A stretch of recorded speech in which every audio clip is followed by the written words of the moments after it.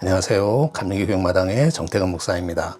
오늘 성경 돋보기 주제는 사사시대에 대해서 살펴보도록 하겠습니다. 그때에는 이스라엘의 왕이 없었으므로 사람마다 자기 소견에 옳은 대로 행하였더라. 이 말씀을 보면 사사기 17장 6절과 21장 25절에 두 번 반복되고 있는데, 이 말씀을 보면서 대부분의 사람들은 사사시대에 왕이 없어서 문제가 있었던 것으로 생각하고, 제대로 된 왕만 있었어도 사사시대가 그렇게 혼탁하지 않았을 텐데 하고 생각하는 사람들이 많습니다.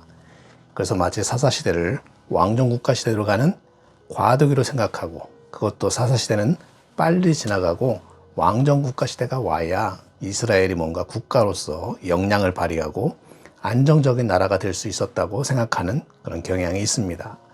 그런데 과연 사사시대가 그렇게 불완전한 과도기적인 시기로 이스라엘에게 있어서 빨리 지나가 버려야 할 그런 시대였을까요?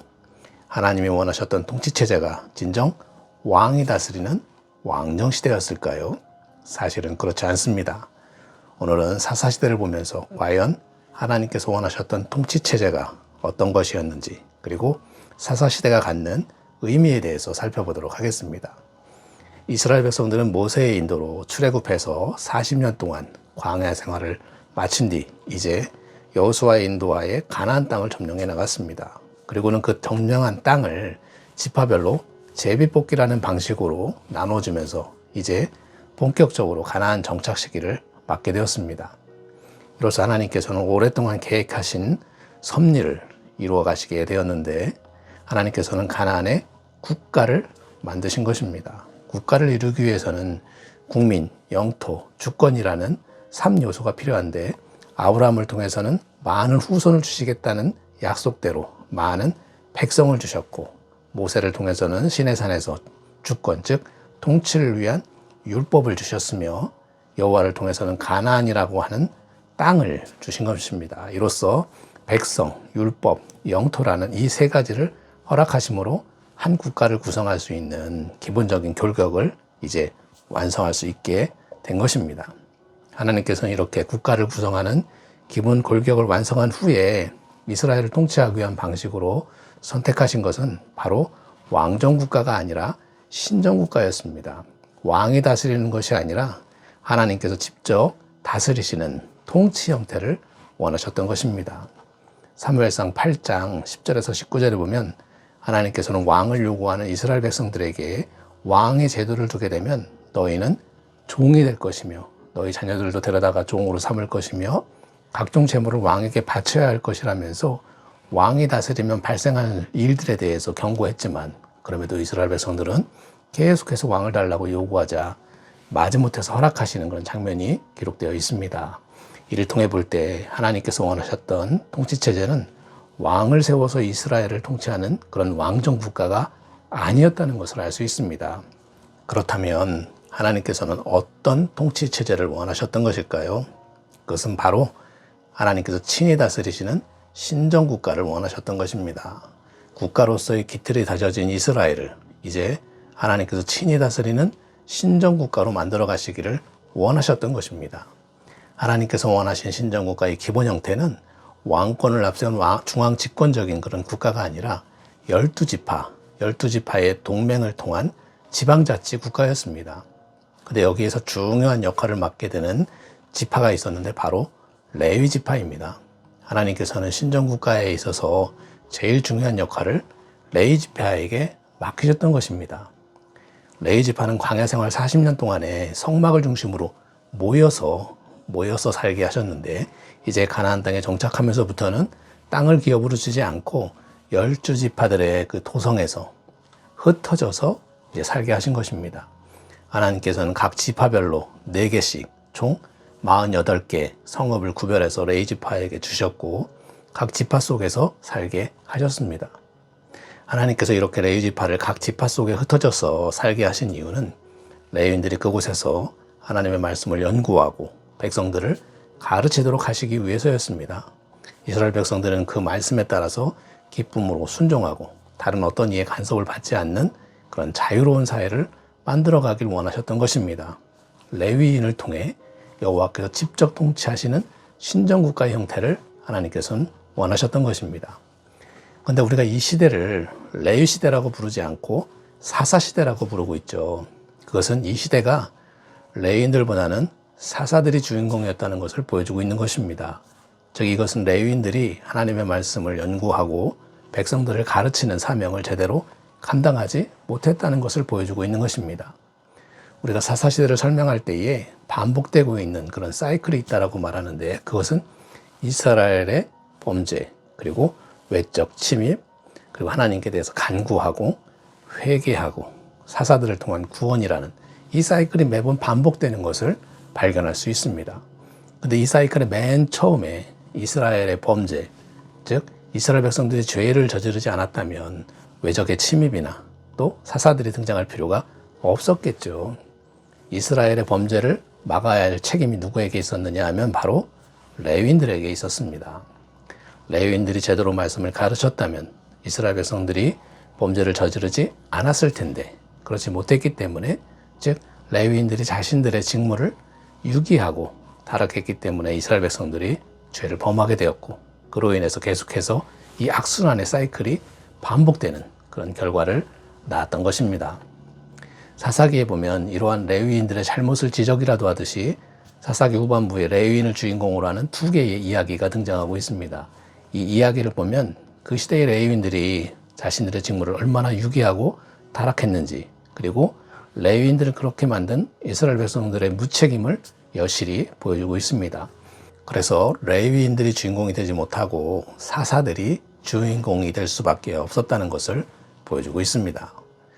레위인을 주인공으로 하는 두 가지 이야기는 사사기 17장에서 18장에 등장하는 단지파 이주 사건에 등장하는 레위인의 이야기와 사사기 19장에서 21장에 등장하는 기브와 첩 사건에 등장하는 레위인의 이야기가 있습니다.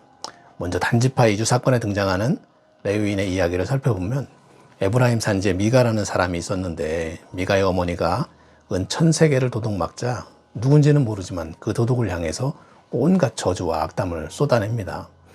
근데 나중에 알고 보니까 그 돈을 가져간 사람이 바로 자신의 아들 미가였고, 엄마는 자기가 쏟아낸 저주가 두려워서 은 200세겔로 에봇과 드라임을 만들어 자신의 아들 중에 하나를 제사장으로 삼습니다.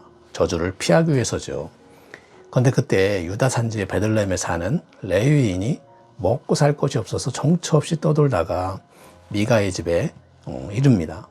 미가는 자신의 집을 찾은 사람이 레위인임을 알고 그에게 연봉 10세겔을 약속하며 그를 가정의 제사장으로 고용을 합니다. 그리고는 말하지요. 레위인이 내 제사장이 되었으니 이제 여호와께서 내게 복을 주실 줄을 아노라.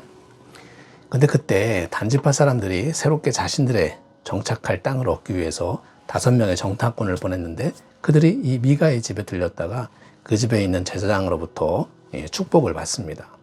그 후에 이제 600명의 단지파 사람들이 새롭게 정착할 땅으로 갈 때에 이 미가의 집에 들러서 그 집의 레위인 제사장에게 고작 한 가정의 제사장이 되는 것보다 이스라엘 한 지파의 제사장이 되는 것이 낫지 않겠느냐, 그러면서 레위인을 설득을 하자 그 레위인은 단지파 사람들과 함께 떠나버리고 말았습니다. 이 레위인이 누구냐면 바로 모세의 손자로 그의 이름은 요나단이었습니다. 자, 이 이야기에서 보면 이 레위인은 모세의 손자였는데, 그런 사람이라 할지라도 레위인들이 각 지파에서 얼마나 홀대를 받았는지를 알 수 있습니다. 먹을 것이 없어서 정처 없이 떠들었다 그랬습니다. 원래 레위인들은 자신들이 살고 있는 그 지파에서 생활을 책임져야 했는데 그러지 않은 것입니다. 더군다나 지금 이 레위인은 유다 산지의 베들레헴에 살았던 레위인이었습니다. 그리고 그가 가정의 제사장으로 들어간 곳은 에브라임 지파의 땅이었습니다. 이 유다 지파와 에브라임 지파는 이스라엘의 12지파 중에 그래도 가장 강성하고 유력한 지파였는데, 이런 지파에 사는 레위인이 먹을 것이 없어서 정처 없이 떠돌아다녔다라고 하는 것은 다른 지파에 속했던 레위인들의 사정은 어땠을지 말하지 않아도 가름할 수 있을 것입니다. 먹을 것이 없어서 정처 없이 떠들 수밖에 없었던 이 레위인들이 어떻게 말씀을 연구하고 자기에게 속한 사람들에게 말씀을 전할 수 있었겠습니까? 결국 레위인들이 자기 역할을 할 수 없을 정도로 가난한 삶을 살았고, 그들을 그렇게 방치한 것은 이스라엘 백성들의 잘못이었던 것입니다. 또 한 가지 이야기는 바로 기브와 첩 사건의 이야기입니다. 에브라임 산지에 사는 레위인에게 베들레헴 출신의 첩이 있었습니다. 하나님의 종인 레위인에게 첩이 있었다는 것으로 시작되는 이 이야기는 벌써 레위인의 타락을 말하고 있는 것입니다. 그런데 이 애첩이 바람을 피우고 처가로 도망을 갔습니다. 그러자 이 레위인은 그 첩을 다시 데려오기 위해서 베들레헴으로 갔고, 그 첩을 데려오고 오다가 이제 기브아라고 하는 곳에 머물러게 되었는데, 거기에는 손대접을 베푸는 사람들이 없었습니다. 당시에 최고의 명예고 기본적인 매너였던 이 손접대 문화가 없었다라고 하는 것은 그 시대의 타락상을 보여주고 있는 것입니다. 그러다가 간신히 자기 그 에브라임 출신의 동양 그 노인을 만나서 그곳에서 유숙을 하는데, 기브아에 그 불량배들이 나타나서 레위인과 동성연애를 하라고 하니까 내놓으라 그러는 겁니다. 이에 노인은 레위인을 대신해서 자신의 딸과 이 레위인의 첩을 불량배들에게 넘겨주었습니다. 불량배들은 레위인의 첩을 데려다가 밤새 욕보이고 새벽 동틀쯤에 그때 되어서야 이제 풀어줬는데, 이 만신창이가 된 그 첩은 문 앞에서 숨을 거두게 됩니다.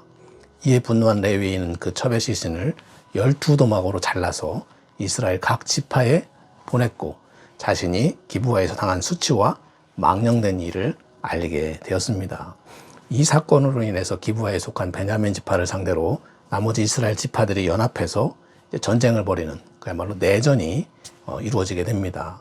이스라엘 연합군은 정신없이 베냐민 지파 사람들을 죽였고, 그러다 보니까 베냐민 지파 사람 중에 남은 사람들이 600명밖에 남지 않게 되었습니다. 이 정신을 차린 이스라엘 연합군들은 이러다가는 자기 지파 가운데 하나가 사라질 것이다 이렇게 염려하면서 길르앗 야베스의 처녀 400명과 실로에서 열리고 있는 보돈 축제에 참석한 여자 200명을 보쌈에서 이 베냐민 지파의 뒤를 잇도록 했다라는 그런 이야기가 기록되어 있습니다. 자, 이 이야기에서 보듯이 레위인에게 첩이 있었다라고 하는 것은 레위인이 얼마나 타락했는지를 보여주고 있는 것입니다. 이렇게 타락한 레위인이 하나님의 말씀을 연구할 리는 만무하고 가르칠 수도 없었던 것입니다. 결국 레위인의 타락이 이스라엘 자신의 한 지파가 소멸될 뻔한 위기까지 이르게 한 것입니다. 자, 이처럼 가나안에 정착한 이스라엘 백성들을 위한 하나님의 통치 방법은 12지파 동맹을 통한 지방 자체로, 특별히 레위인을 통한 하나님의 신정 정치를 원하셨던 것입니다. 그러나 레위인들이 타락, 그리고 이러한 레위인들을 보살펴야 할 이스라엘 백성들이 제 역할과 책임을 감당하지 않고 타락함으로써 결국은 이방인들을 통한 심판과 사사를 통한 구원이라는 이 사이클이 계속해서 반복하게 된 것입니다. 자, 지금까지 사사시대에 대해서 살펴보았습니다. 레위인들이 주인공이 되어서 레위시대라는 명칭으로 불렀어야 할 이 시기가 결국은 레위인들의 타락과 이스라엘 백성들의 범죄로 인해서 결국은 사사들을 통한 구원이라는 사사시대가 된 것입니다.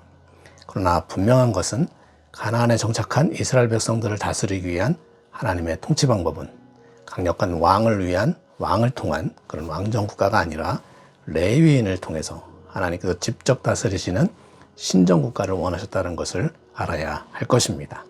감사합니다.